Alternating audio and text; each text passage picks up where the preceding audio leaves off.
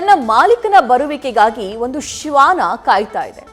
ಗುಡ್ಡದ ಕುಸಿತದಲ್ಲಿ ಒಂದೇ ಕುಟುಂಬದ 5 ಮೃತಪಟ್ಟಿದ್ದಾರೆ. ಟೀ ಅಂಗಡಿ ಬಳಿಯೇ ಸಾಕಿದ್ದಂತಹ ಶ್ವಾನ ಈಗ ಕಣ್ಣೀರಿಡ್ತಾ ಇದೆ. ಆದರೆ ಮಣ್ಣಿನ ಅಡಿ ಸಿಲುಕಿ ಸಾವನ್ನಪ್ಪಿರೋ ಕುಟುಂಬ ನಿನ್ನೆಯಿಂದ ತನ್ನ ಮಾಲೀಕ ಬರ್ತಾನೆ ಅಂತಾನೆ ಆ ಶ್ವಾನ ಅಲ್ಲೇ ಕಾಯ್ತಾ ಇದೆ. ತೆರವು ಕಾರ್ಯಾಚರಣೆ ಸ್ಥಳದಲ್ಲೇ ಶ್ವಾನ ಓಡಾಡ್ತಾ ಇದೆ.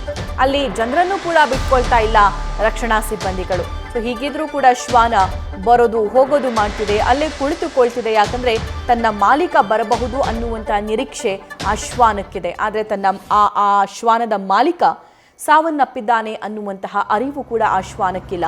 ಒಂದು ಭಾಗದಲ್ಲಿ ರಕ್ಷಣಾ ಕಾರ್ಯಾಚರಣೆ, ಆ ತೆರವು ಕಾರ್ಯಾಚರಣೆ ಆಗ್ತಿದೆ. ಮತ್ತೊಂದು ಭಾಗದಲ್ಲಿ ಆ ಶ್ವಾನ ತನ್ನ ಮಾಲೀಕನಿಗಾಗಿ ಹುಡುಕಾಡ್ತಾ ಇರುವಂತಹ ದೃಶ್ಯ ಗಮನಿಸ್ತಾ ಇದ್ದೀರಿ.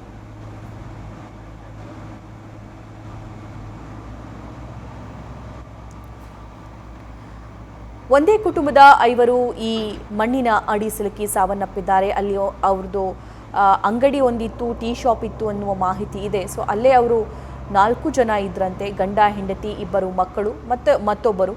ಸೊ ಆ ಸಂದರ್ಭದಲ್ಲಿ ಇದ್ದಕ್ಕಿದ್ದಂತೆ ಗುಡ್ಡ ಕುಸಿತ ಆಗಿದೆ.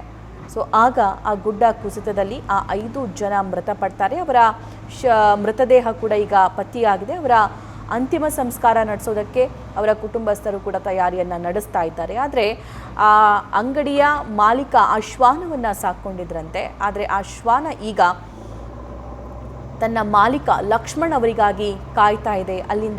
ಇಲ್ಲಿಂದ ಅಲ್ಲಿ ವಿಚಲಿತನಾಗಿ ಗಾಬರಿಯಾಗಿ ಓಡಾಡ್ತಾ ಇದೆ. ಅದರ ಮೂಕ ರೋಧನೆಯನ್ನು ನೀವು ಗಮನಿಸಬಹುದು. ಮಾಲೀಕ ಬರಬಹುದು ಅನ್ನುವಂತಹ ನಿರೀಕ್ಷೆಯಲ್ಲೇ ಇದೆ.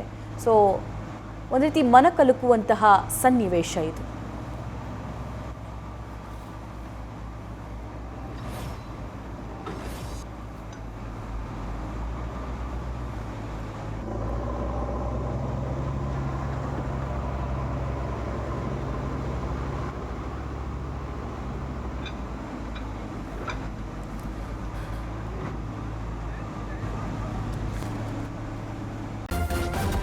ನ್ಯೂಸ್ ಫಸ್ಟ್ ನಿರ್ಭೀತಿಯಿಂದ ನಿಮ್ಮ ಪರವಾಗಿ.